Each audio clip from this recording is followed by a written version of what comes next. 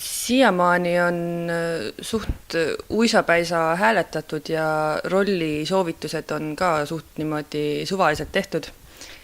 Et näiteks kui ma võtan Vanamemme rolli lahti, siis ma näen, et siin on mõnigi noormees, kes on saanud hääli ja keda on soovitatud Vanamemme rolli. Et kodulehel on igal pool rollide kirjeldused, mis seletavad, millised need erinevad tegelased on. Ja soovitatav oleks ikkagi pakkuda inimesi nendesse rollidesse, kuhu nad sobivad. Sest et tegelik kõrvalosa täitjate valik toimub kahel põhimõttel. Esiteks läheb arvesse rahvahääletus, kus me arvestame ka nende rollidega, kus rahvas tahaks erinevaid näitlejaid näha. Aga teiseks oluliseks faktoriks on profihinnang, mis antakse filminäitleja koolitustel. Ja selle annavad näitlejad, režissöörid ja muud olulised isikud nendele näitlejatele, kes näitleja koolitusel silma paistavad.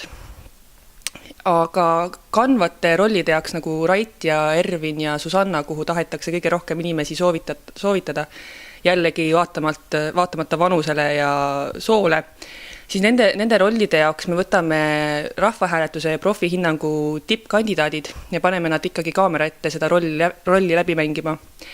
Selles mõttes on rahvahääletus väga tähtis, see on pool võidust.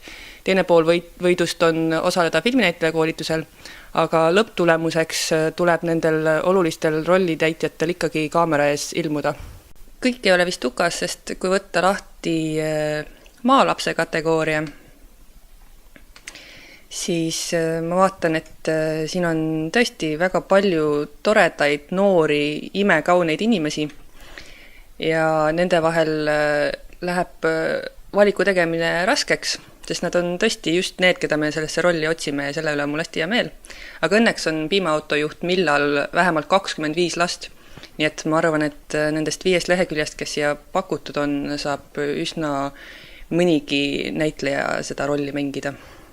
Pane oma video käima ja anna meile kommentaar. Kõik juhendajad või kõik professionaalid, kes selle projektiga seotud on, näevad, milline osa rahvast on motiveeritud ja asjalikult kaasa löömas, siis neid ju arvestatakse. On nad siis, kas nad kutsuvad endale sõpru ausal teel kaasa hääletama või nad on lihtsalt väga head. See ongi see. Meie poolt aus tegutsemine on kõige suurem jokker, ma arvan. Ja kas võiks siis öelda, et meil on analoog jokker või? Meil on analoog jokker, see kõlab eriti hästi. Sind otsitakse. Sind ja liiguta end. Filmitalgud vajavad su tugevaid töökaid käsi ja helget mõistust.